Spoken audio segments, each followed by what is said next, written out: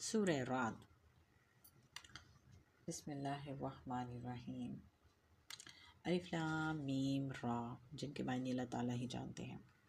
तिल का आयातुल किताब, ये किताब की आयात हैं और जो कुछ आपके रब की तरफ से आपकी जानिब नाजिल किया गया है वो हक़ है, लेकिन अक्सर लोग नहीं मानते। पिछली सूरत के एंड में भी यही था ना कि पहले माने तो सही, फिर आपको हिदायत और रहमत मिलेगी। अब अगली सूरत का स्टार्ट भी इस तरह ही हो रहा है, दोबारा एक क्लियर कट बात के साथ कि रब बिकल हक़, आपके रब की तरफ से हक़ है जो कुछ भी इस किताब के अंदर है, लेकिन लोग फिर भी नहीं मानते। अक्सर अन्नास ला युमिनून, मानते ही नहीं हैं। उनको जब इस किताब के मुताबिक मामलात में कोई हुक्म बताया जाए, कोई हदूद बताई जाए, रोका टोका जाए, हलाल हराम बताया जाए, तब्दीली लाने के लिए जो है बताया जाए, अपने आप को बेहतर बनाने के लिहाज से, ईमान को अमल को बेहतर बनाने के लिहाज से बातें समझाई जाएँ आयात के ज़रिए, मानते ही नहीं। मुश्किल नज़र आती है, कुर्बानियाँ नहीं दी जाती।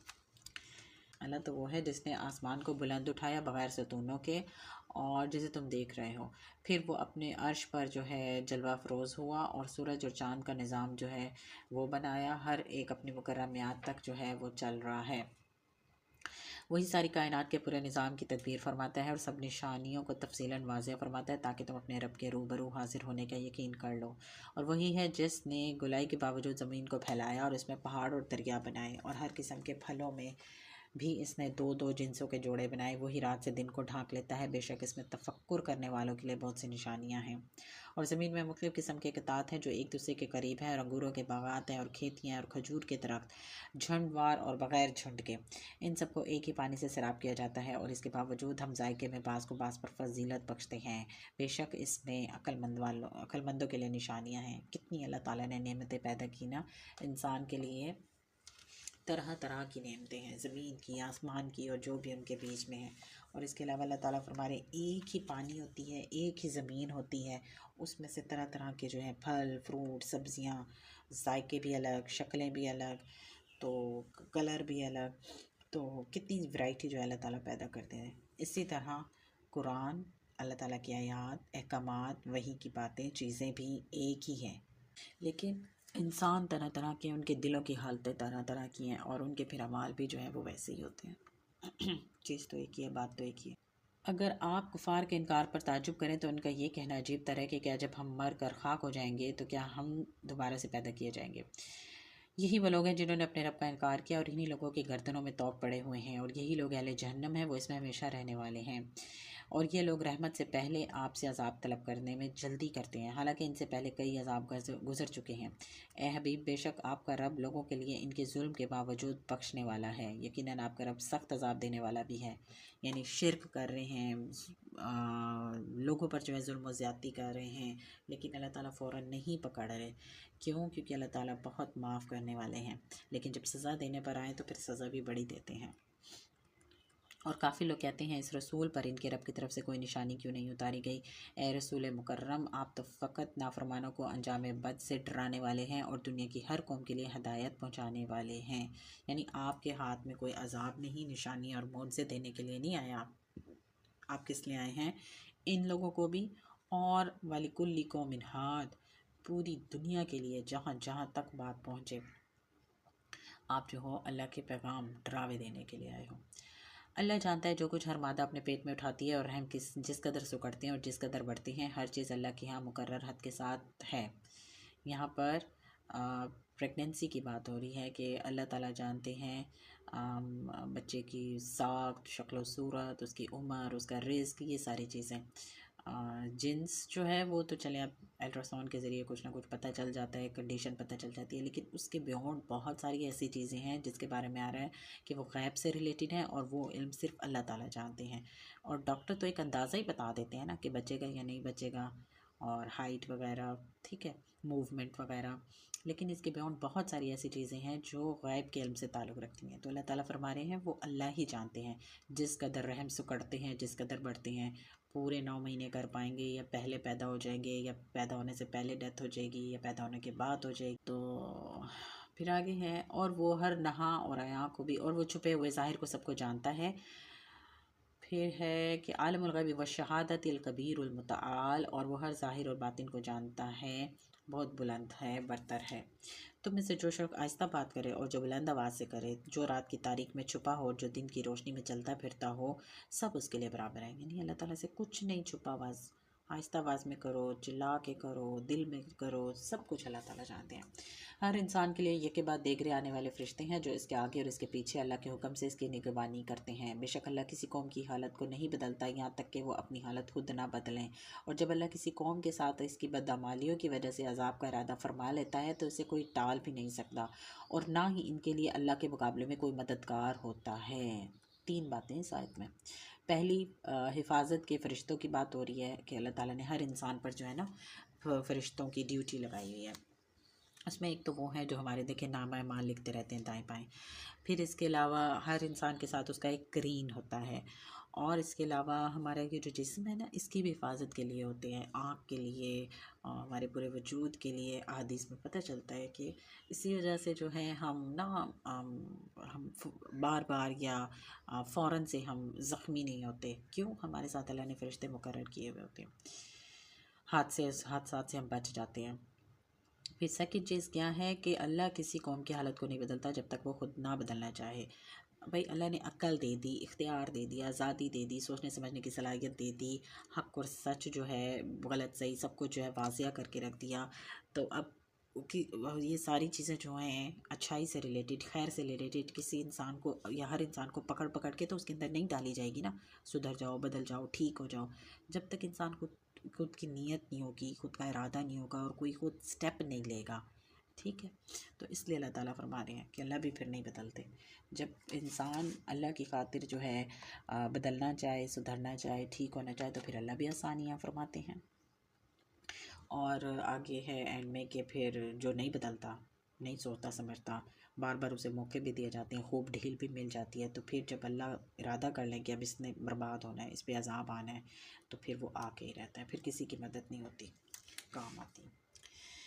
वही है जो तुम्हें कभी डराने और कभी उम्मीद दिलाने के लिए बिजली दिखाता है और कभी बादलों को, भारी बादलों को उठाता है। बिजली और बादलों की गरज और बिजली और बादलों की गरज या इस पर मुतय्यन फरिश्ते और तमाम फरिश्ते इसके खौफ से इसकी हमद के साथ तस्बीह करते हैं, और वह कड़कती बिजलियाँ भेजता है, फिर जिस पर चाहता है इसे गिरा देता है।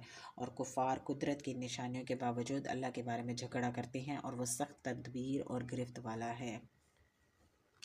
यहाँ पे बताया जा रहा है कि जब बिजलियाँ कड़कती हैं, बादल गरजते हैं, तो जो अल्लाह के फरिश्ते होते हैं ना, वो फ़ौरन अल्लाह की हम्द सना करते हैं, अल्लाह की तस्बीह करते हैं। तो हमारे लिए मैसेज क्या है कि जब भी बादल, बिजली ऐसे गरजें या कड़कें, तो हमें भी जो है ना अल्लाह की हम्द सना करनी चाहिए। ये वाली दुआ भी पढ़ सकते हैं, वही युसब्बिहु अर्राअदु बिहम्दिही वल मलाइकतु मिन खीफ़ा, और वैसे भी अल्लाह की पनाह मांग लेनी चाहिए और ख़ामोश होना चाहिए, बातें नहीं करनी चाहिए, क्योंकि कोई पता नहीं है बिजली हमारे ऊपर ही गिर जाए। लहू दावतुल हक़, उसी के लिए हक़ है कि उसको पुकारा जाए। ठीक है, वल्लज़ीना यदऊन मिन दूनिही ला यस्तजीबूना लहुम बिशैइन इल्ला कबासिती कफ़ैहि इलल माइ लियब्लुगा फ़ाहु वमा हुवा बिबालिग़िही वमा दुआउल काफ़िरीना इल्ला फ़ी ज़लाल। बहुत ही प्यारी आयत है और बहुत ही क्लियर कट इसमें एक बात दी गई है मिसाल से समझाने की। अल्लाह ताला फरमा रहे हैं लहू दावतुल हक़, पुकार जो है ना वो उसी के लिए हक़ है, पुकारना उसी का हक़ है, अल्लाह को पुकारना, ठीक है, दुआ मांगना वो अल्लाह ताला का ही हक़ है। और वो लोग जो उसके अलावा किसी भी चीज़ को पुकारते हैं, यदऊन मिन दूनिही, उसके अलावा जिसको भी पुकारते हैं वो उनको किसी चीज़ का जवाब नहीं देते। उनको पुकारना तो ऐसे ही है, उसकी मिसाल ऐसे है जैसे एक इंसान 2 हथेलियाँ पानी की तरफ फैलाए बैठा हो और पानी को बोले खुद कि उसके मुंह तक आ जाए, तो यूं तो पानी उस तक नहीं पहुंचने वाला। और काफरों का यूं पुकारना जो है, ये जो दुआएं हैं, ये गुमराही में भटकने के सिवा कुछ नहीं। समझ आ रही है बात? कि जिस तरह हमारे सामने पानी हो और हम दोनों हाथ फैलाकर पानी को बोलें कि आ जाओ हमारे मुंह में, तो क्या पानी आएगा? तो अल्लाह के सिवा जिसको भी पुकारा जाता है ना, वो ऐसे ही है कि वो कुछ भी नहीं कर सकते, वो हमें कुछ भी नहीं दे सकते। देने वाली ज़ात सिर्फ अल्लाह की है। हमें जिस चीज़ की भी ज़रूरत है, जो भी हमें चाहिए, वो सब अल्लाह ही प्रोवाइड करते हैं। अल्लाह ताला यहाँ समझा रहे हैं। तो ये एक बड़ी ज़बरदस्त दलील है और देखें, आप सिर्फ अल्फाज पे गौर करें तो हमें समझाने के लिए है कि अल्लाह के सिवा किसी को नहीं पुकारना चाहिए। फिर आगे है, वलिल्लाहि यसजुदु मन फिस समावाति वल अर्दी तौअन व करहन व दिलालुहुम बिलगुदुव्वि वल आसाल, कि जो कुछ भी आसमान और ज़मीन में है वो अल्लाह ही के लिए सजदा करता है, खुशी से हो या मजबूरन हो, उनके साए भी सुबह शाम। आयत सजदा है तो यहाँ पर जो है वो सजदा तिलावत हक है। कह दीजिए कि आसमान और ज़मीन का रब कौन है, आप खुद ही फरमा दीजिए कि अल्लाह है। फिर आप इनसे पूछिए, क्या तुम इनके सिवा जिनको भी कारसाज बनाया हुआ है वो तो अपनी ज़ात को कोई नफ़ा नुकसान नहीं पहुंचा सकते। और आप फरमा दीजिए कि अंधा और बीना बराबर हो सकते हैं, क्या तारीकी और रोशनी बराबर हो सकती है, क्या उन्होंने अल्लाह के लिए ऐसे शरीक बनाए हुए हैं जो अल्लाह की मखलूक की तरह कुछ मखलूक हैं, ख़ुद भी पैदा किए जाते हों और इस मखलूक से इनको मुगालता हो गया है। फरमा दीजिए अल्लाह ही हर चीज़ का खालिक है और वो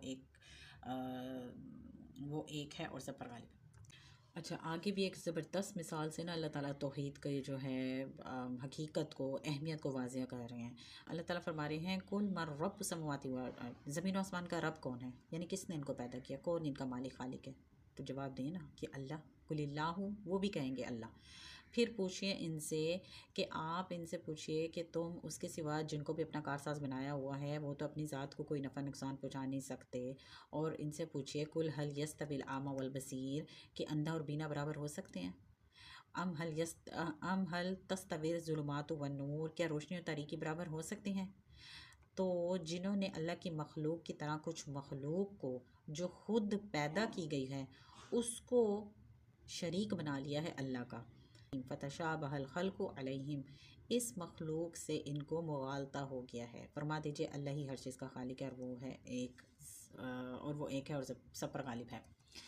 अच्छा, अब यहाँ हम देखते हैं शुरू से कि जब हम मानते हैं कि अल्लाह ताला ही ज़मीन आसमान का मालिक है, तो यानी ज़मीन आसमान के अंदर भी जो कुछ भी है ना उसका भी मालिक अल्लाह ताला है, खालिक अल्लाह ताला है। ठीक है, अब अल्लाह ताला फरमा रहे हैं कि अल्लाह को छोड़कर जिसको भी तुम पुकारते हो, कोई कारसाज समझते हो, सरपरस्त समझते हो, तो अल्लाह ताला साफ फरमा रहे हैं वो अपनी ज़ात को कुछ नफ़ा नुकसान नहीं दे सकता, तो तुम्हें कैसे देगा। वो कोई भी जानदार है, ज़िंदा मुर्दा बेजान चीज़। सेकेंडली, कि दुनिया में एक अंधा और देखने वाला बराबर हो सकता है, फ़िज़िकली भी बराबर नहीं हो सकता और जो उसको फ़ायदे नुकसान है वो भी बराबर नहीं हो सकते।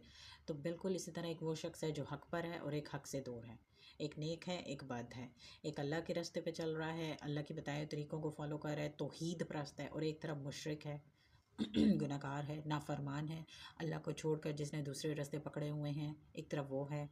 तो अल्लाह के नज़दीक इन दोनों की मिसाल ऐसी है जैसे अंधा और देखने वाला। फिर अल्लाह ताला फरमा रहे हैं क्या दिन और रात बराबर हो सकते हैं, अंधेरा रोशनी बराबर हो सकते हैं।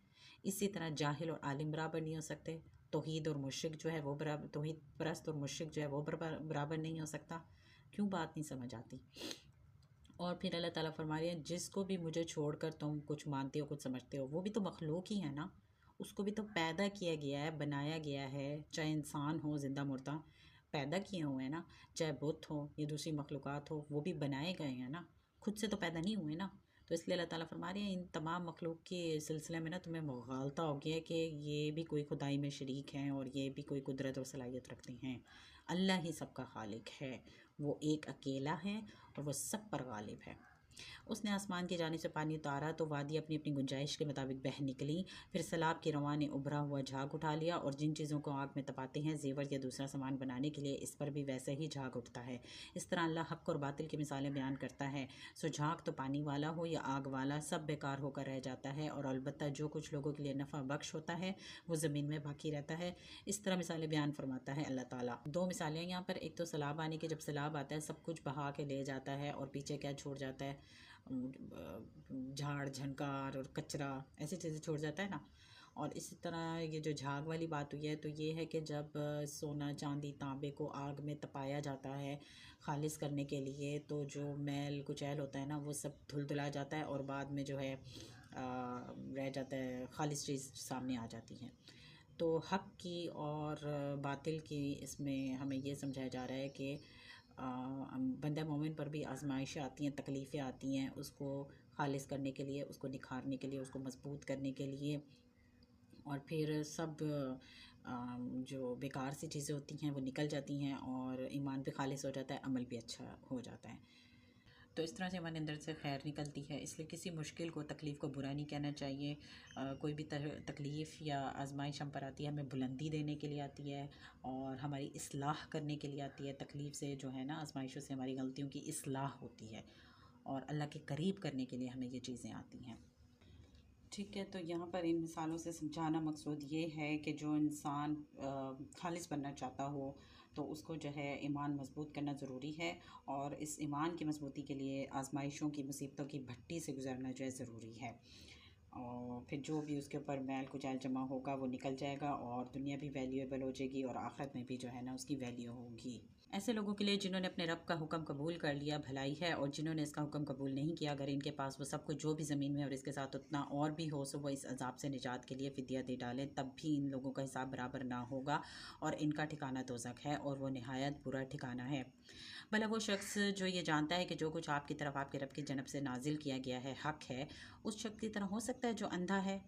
इन्नमा यतज़क्करु उलुल अलबाब, बात यही है कि नसीहत अक्लमंद ही कबूल करते हैं। अब यहाँ पर अल्लाह ताला कंपैरिजन कर रहे हैं दो लोगों का। एक तरफ वो शख्स है जो अच्छी तरह जानता है कुरान अल्लाह की तरफ से नाजिल हुआ हक़ है, फिर ज़ाहिर बात है उस पर ईमान लाएगा तो अमल भी करेगा। लेकिन दूसरी तरफ वो शख्स है जो अंधा है। अंधा से मुराद उसने आंख बंद की हुई है, वो गाफिल है, इसको कबूल ही नहीं कर रहा, मानता ही नहीं है। तो क्या ये दोनों बराबर हो सकते हैं? इन्नमा यतज़क्करु उलुल अलबाब, अक्लमंद ही नसीहत कबूल करते हैं। और ये नसीहत कबूल करने वाले क्या होते हैं? वो जो अल्लाह के अहद को पूरा करते हैं, कौल करार को नहीं तोड़ते, और जो लोग इन सब हकूक़ अल्लाह, हकूक़ रसूल, हकूक़ुल बाद और अपने हकूक़ क़राबत को जोड़े रखते हैं, जिनके जोड़े रखने का अल्लाह ने हुक्म फरमाया है, और अपनी रब की खशियत में रहते हैं और बुरे हिसाब से खाइफ रहते हैं। और जो लोग अपने रज़ा हासिल करने के लिए सब्र करते हैं, नमाज कायम करते हैं और रिज़्क हमने इन्हें दिया है उसमें से पोशीदा और एलानिया दोनों तरह से खर्च करते हैं और नेकी के ज़रिए बुराई को दूर करते रहते हैं, यही वो लोग हैं जिनके लिए आखिरत का हसीन घर है, जहाँ सदाबहार बागात हैं, और इनमें वो लोग दाखिल होंगे और इनके आबा व अजदाद और इनकी बीवियाँ, इनकी औलाद में से जो भी नेकोकार होगा, फ़रिश्ते इनके पास जन्नत के हर दरवाजे से आएंगे, इन्हें खुशामदीद कहते और मुबारकबाद देते हुए कहेंगे, तुम पर सलामती हो तुम्हारे सब्र करने के सिले में, बस अब देखो आखिरत का घर क्या खूब है। ये नेमतें, ये सलाम, ये सारी चीज़ें किसको मिलेंगी? ये पिछले 3 आयात में उनकी जो है खसूसियात ज़िक्र की गई हैं। वो नसीहत कबूल करते हैं, वादों को पूरा करते हैं, ठीक है, रिश्तों को जोड़ते हैं और हिसाब किताब से डरते हैं, यानी उसकी तैयारी करते हैं, अल्लाह की रज़ा के लिए जीते हैं, हर काम अल्लाह की रज़ा के लिए करते हैं, नमाज कायम करते हैं, अल्लाह के दिए हुए रिस्क में से खर्च करते हैं, छुप कर भी और एलानिया भी, और बुराई को दूर करते हैं नेकियों से, यानी कसरत से नेकियां करते हैं ताकि पिछले गुनाह भी माफ़ हो जाएं, आगे भी गुनाहों से जो है बचे रहें। तो फिर उन सब के लिए ये तमाम इनामात हैं, सिर्फ उनके लिए नहीं, उनके घरों में जो भी कोई नेकूकार होगा उन सब के लिए भी। ओके, फिर नेक्स्ट है इसके बरक्स जो लोग हैं जो अल्लाह के अहद को कायम करने के बाद तोड़ देते हैं, तमाम रिश्तों को और हकूक़ को कता कर देते हैं जिनको जोड़ने का अल्लाह ने हुक्म दिया और ज़मीन में फ़साद मचाते हैं, तो यही लोग हैं, उन पर लानत है और उनके लिए बुरा घर है। अल्लाह जिसके लिए चाहता है रिज़्क़ शादा फरमा देता है, जिसके लिए चाहता है तंग कर देता है, और वो काफिर दुनिया की ज़िंदगी से बहुत मसरूर है। हालांकि दुनियावी ज़िंदगी आखिरत के मुकाबले में एक हकीर मता के सिवा कुछ भी नहीं। और काफ़ी लोग ये कहते हैं कि इस रसूल पर इसके रब की जानिब से कोई निशानी क्यों नहीं उतरी। फरमा दीजिए, बेशक अल्लाह जिसे ज़ाता है निशानियों के बावजूद गुमराह ठहरा देता है, और जो उसकी तरफ रुजू करता है इसे अपनी जानिब से रहनुमाई अता फरमा देता है। जो लोग ईमान लाए और इनके दिल अल्लाह के ज़िक्र से मुतमईन होते हैं, जान लो कि अल्लाह ही के ज़िक्र से दिलों को इत्मीनान नसीब होता है। अच्छा, यहाँ पर बेज़िक्रिल्लाह ही से मुराद अल्लाह का ज़िक्र है, और अल्लाह के ज़िक्र से मुराद एक तो वाकई ज़िक्र करना है, तस्बीहात और तारीफ़ वगैरह, ठीक है। दूसरा इसमें याद दहानी भी है कि याद रखना, याद करना, और वो कैसे होगा? वो कुरान और हदीस से होगा, कुरान और सुन्नत से होगा। तो कुरान और सुन्नत की नेमत से ही तसल्ली मिलती है, इत्मीनान मिलता है दिल को, और या फिर ज़िक्र में वही बात है, याद दहानी है, अज़कार है, सुबह शाम की तस्बीहात है, दुआएं हैं, लेकिन असल बात नसीहत ही की है अगर ज़िक्र से हम मुराद लें। क्योंकि जब नसीहतों को कबूल करेंगे और उन पे अमल करेंगे तो हमें ज़हनी जिस्मानी तौर पर सुकून, इत्मीनान मिलेगा, हमारे दिल को तसल्ली होगी कि हम सही रास्ते पर हैं, ठीक है ना, अल्लाह की रज़ा के लिए जी रहे हैं। और अल्लाह के ज़िक्र से सुकून मतलब ये कि अल्लाह की आयात जब हम तिलावत भी सुनते हैं उससे भी एक अलग सा असर होता है, असर लेने वालों के लिए होता है जो गौर से सुन रहे होते हैं। और इसके अलावा कि अल्लाह की आयात से, कुरान से और उसको सीखने से, जानने से उस महफ़िल में बैठने उठने से भी एक जो है दीनी महफ़िल में, नेक मजालिस में बैठने उठने से जहाँ अल्लाह का ज़िक्र हो रहा हो तो एक रूह पर असर होता है, एक सुकून मिलता है। इंसान अपने गम व फ़िक्र जो है आज़ाद होकर एक और ही दुनिया में बैठा होता है ना, फ़ील कर रहा होता है। तो इसलिए कुरान सीखने सिखाने वाले बन जाएं, उसको जानने वाले बन जाएं। ज़्यादा से ज़्यादा जो है अल्लाह का ज़िक्र हमारे कानों में जाएगा तो दिल दिमाग पर, रूह पर हमारा अच्छा असर होगा।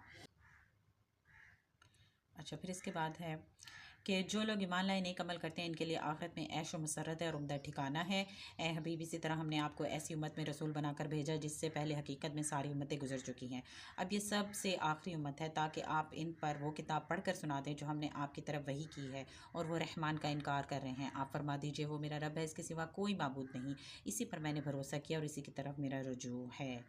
और अगर कोई ऐसा कुरान होता है जिसके ज़रिए पहाड़ चला दिए जाते या ज़मीन फाड़ दी जाती या इसके ज़रिए मुर्दों से बात करा दी जाती तब भी वो ईमान ना लाते, यानी एक के बाद एक भी इनको बड़ा मौजज़ा करके दिखा देते ना तो ये ना मानते। बनी इसराइल की भी तो एक के बाद एक मौजज़ों की डिमांड पूरी की थी ना, वो भी ज़िद्दी थे और तकब्बुर और अक्कड़ में थे, नहीं मान रहे थे। इसलिए अल्लाह ताला फरमा रहे हैं नबी आप परेशान ना हो, इनको एक के बाद एक भी मौजज़ा करके दिखाएंगे, जिसने नहीं मानना वो नहीं मानता, बल्कि सब काम अल्लाह के ही इख्तियार में है। तो क्या ईमान वालों को ये मालूम नहीं कि अगर अल्लाह चाहता सब लोगों को हदायत फरमा देता और हमेशा काफिर लोगों को इनके करतूतों के बायस कोई ना कोई मुसीबत पहुंचती रहेगी या इनके घरों यानी बस्तियों के आसपास उतरती रहेगी, यहाँ तक कि अल्लाह का वादा अजाब आ पहुँचे। बेशक अल्लाह वादा खिलाफ़ी नहीं करता। यानी ये बड़े बड़े मुआवजे मांगते हैं या अजाब मांगते हैं तो अल्लाह के इनकार और नाफरमानी की वजह से इनके घरों में, इनकी ज़िंदगियों पे छोटी मोटी तकलीफ़ें आती तो रहती हैं। तो जो अक्लमंद होता है ना वो उन तकलीफ़ों को पाकर अल्लाह के करीब हो जाता है, अल्लाह की मार्फत हो जाती है उसको। और जो नाफरमान हुआ होता है, हद से गुज़रने वाला होता है, वो वैसे का वैसे रहता है, खुशी आए गम आए उस पर कोई असर ही नहीं होता। और बेशक आपसे कबल भी कुफ़ार की जानिब से रसूलों के साथ मजाक किया जाता रहा, सो मैंने काफ़रों को मोहलत दी, फिर मैंने इन्हें अजाब की गिरफ्त में ले लिया। फिर देखिए मेरा अजाब कैसा था। क्या वो अल्लाह जो हर जान पर इसके अमाल की निगरानी फरमा रहा है और वो बुत जो काफिर लोगों ने अल्लाह के शरीक बनाए हैं एक जैसे हो सकते हैं? हरगिज़ नहीं। आप फरमा दीजिए कि इनके नाम तो लो ज़रा, नादानो, क्या तुम इस अल्लाह को इस चीज़ की खबर देते हो जिसके वजूद को वो सारी ज़मीन में नहीं जानता, या सिर्फ ज़ाहिरी बातें ही करते हो जिनका हकीकत से कोई ताल्लुक़ नहीं? बल्कि हकीकत ये है कि काफरों के लिए इनके फ़रेब खुशनुमा बना दिया गया है और वो सीधी राह से रोक दिए गए हैं, और जिसे अल्लाह गुमराह ठहरा दे उसे कोई हदायत नहीं दे सकता। देखें अल्लाह ताला क्वेश्चन कर रहे हैं कि अल्लाह, एक तरफ अल्लाह को पुकारने वाले हैं और दूसरी तरफ अल्लाह के अलावा पुकारने वाले हैं, तो क्या ये दोनों बराबर हो सकते हैं? फिर अल्लाह ताला क्वेश्चन कर रहे हैं कि तुम जिसको भी अल्लाह के सिवा पुकारते हो उनके ज़रा नाम तो बताओ, नाम तो लो, कौन है वो? और फिर नाम बताने के बाद अल्लाह ताला फरमा रहे हैं अब तुम मुझे बताओगे उनके नाम, मुझे उनकी हकीकत बताओगे, मुझे उनकी जो है हैसियत के लिए जो है वो उनका जो कुदरत है, इख्तियार है, उसकी मुझे तुम हकीकत बताओगे? क्या मुझे कुछ नहीं पता? मैं जो सारी दुनिया का मालिक हूँ, खालिक हूँ, ज़ाहिर बातिन सब जानता हूँ, तो क्या मुझे नहीं पता? तुम मुझे बताओगे? असल में बात यह है कि जो तुमने मन घड़त चीज़ें अपनाई हुई हैं, तरीके अपनाए हुए हैं ना, वो तुम्हारे लिए खूबसूरत बने हुए हैं, तुम्हें अच्छे लगते हैं, तुम्हें वही अच्छे लगते हैं। क्यों? क्योंकि तुम्हें सीधी राह से रोक दिया गया है, और जिसे अल्लाह खुद गुमराह कर दें उसे कोई हिदायत नहीं दे सकता। हर तरह से समझाया जाए एक इंसान को, दलीलों के साथ, आयात के साथ, लेकिन कोई सुनकर ही ना दे, कोई मान ही कर ना दे, तो अल्लाह ताला फरमाए जिसे मैं भटका दूँ उसे फिर कोई हिदायत नहीं दे सकता, कोई चीज़ नहीं समझा सकती। उनके लिए दुनियावी ज़िंदगी में भी अज़ाब है और यकीनन आखिरत का अज़ाब ज़्यादा सख्त है, और इन्हें अल्लाह के अज़ाब से कोई बचाने वाला नहीं। इस जन्नत का हाल जिसका बरहेज़गारों से वादा किया गया है ये है कि इसके नीचे नहरें बह रही हैं, इसका फल भी हमेशा रहने वाला है, इसका साया भी। और ये इन लोगों का हुस्न अंजाम है जिन्होंने तकवा इख्तियार किया, और काफिरों का अंजाम आतिश दोज़ख है। जन्नत की नेमतों की यहाँ बात हो रही है। जन्नत के इनामात किन लोगों को मिलेंगे? जो डर के जीने वाले हैं। और जिन लोगों को हम किताब तौरात दे चुके हैं, अगर वो सही मोमिन हैं तो वो इस कुरान से खुश होते हैं जो आपकी तरफ नाजिल किया गया है। और इन्हीं के फ़िरक़ों में से बाज़ ऐसे भी हैं जो इसके कुछ हिस्से का इनकार करते हैं। फरमा दीजिए बस मुझे तो यही हुक्म दिया है कि मैं अल्लाह की इबादत करूँ और इसके साथ किसी को शरीक ना ठहराऊँ, और इसी की तरफ मैं बुलाता हूँ और इसी की तरफ मुझे लौट कर जाना है। और इसी तरह हमने इस कुरान को हुक्म बनाकर अरबी ज़बान में उतारा है। और ए सुनने वाले, अगर तूने इन काफ़रों की ख्वाहिशात की पैरवी की इसके बाद कि तेरे पास कतई इल्म आ चुका है, तो तेरे लिए अल्लाह के मुकाबले में कोई मददगार नहीं होगा और ना कोई मुहाफ़िज़। और ए रसूल, बेशक हमने आपसे पहले बहुत से पैगम्बरों को भेजा और हमने इनके लिए बीवियां भी बनाई, औलाद भी, और किसी रसूल का ये काम नहीं कि वो निशानी लेकर आए, मगर अल्लाह के हुक्म से हर एक मियाद के लिए एक नोश्ता है। यानी यहाँ पर पैगम्बरों की हकीकत वाज़े की जा रही है कि तमाम नबी जो थे ना वो इंसान ही थे, और इंसान होने के नाते वो शादियाँ भी करते थे, औलाद भी होती थी, खाते थे पीते थे। और अकीदे की तरदीद हो रही है जहाँ पर किसी ने जो है, जैसे यहूदियों ने और ईसाइयों ने जो अपने अपने नबियों को खुदा बनाया हुआ है, खुदाई में शरीक बनाया हुआ है, उसकी तरदीद हो रही है कि खालिक खालिक होता है और मखलूक मखलूक होती हैं, और खालिक जो है वो हर किस्म के मोहताजी से, ऐब से, कमज़ोरी से पाक है, यानी अल्लाह ताला। तो ये तो बंदों की ज़रूरतें हैं ना, बीवी, औलाद, खाना पीना, सारा कुछ। तो जो डिफरेंस है खालिक और मखलूक का, वो यहाँ पे बताया जा रहा है। और फिर मोज़े, अजाब, निशानियाँ, ये भी पैगम्बरों के हाथ में नहीं होती, यहाँ ये समझाया जा रहा है। अल्लाह जिसे लिखे को चाहता है मिटा देता है, जिसे चाहता है साबित फरमा देता है, और इसी के पास असल किताब लोहे महफूज है। यहाँ पर तकदीर जो है ना, समझाया जा रहा है कि अल्लाह के हाथ में है, और अल्लाह ही तकदीर को लिखते हैं, मिटाते हैं। और अल्लाह से दुआएं अगर की जाएं तो अल्लाह अपने लिखे पे भी कादिर है, अपने मिटाने पे भी कादिर हैं। और अगर हम इस अज़ाब का कुछ हिस्सा जिसका हमने इन काफ़रों से वादा किया है आपको हयात ज़ाहिरी में ही दिखा दें, या हम आपको इससे कबल उठा लेंगे, दोनों चीज़ें हमारी मर्ज़ी पर मुनहसर हैं। आप पर तो सिर्फ अहकाम के पहुँचा देने की ज़िम्मेदारी है, और हिसाब लेना हमारा काम है। क्या वो नहीं देख रहे कि हम इनके ज़ेर तसल्लुत ज़मीन को हर तरफ से घटाते चले जा रहे हैं, और इनके बेशतर इलाके रफ्ता रफ्ता इस्लाम के ताबे होते जा रहे हैं, और अल्लाह ही हुक्म फरमाता है, कोई भी उसके हुक्म को रद्द करने वाला नहीं, और वो जल्द हिसाब लेने वाला है।